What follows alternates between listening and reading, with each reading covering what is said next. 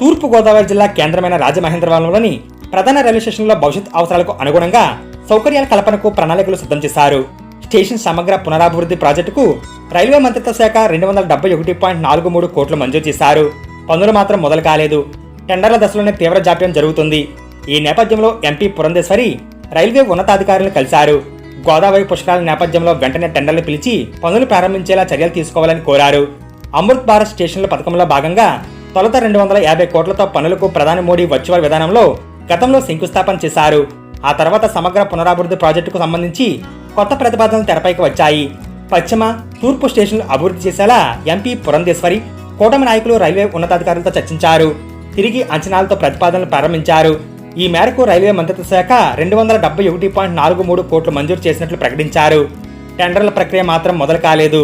రాజమహేంద్రవరం ప్రధాన రైల్వే స్టేషన్లో రోజు 90కి పైగా ఎక్స్ప్రెస్లు ఆగుతుండగా సుమారు 35,000 మంది ఇక్కడి నుంచి రాకపోకలు సాగిస్తున్నారు. 2071-72 నాటికి గంటకు 9,533 మంది, రోజుకు 95,328 మంది ఇక్కడి నుంచి రాకపోకలు సాగిస్తారనే అంచనాలతో పూర్తి స్థాయిలో అభివృద్ధి ప్రణాళికలు రూపొందించారు.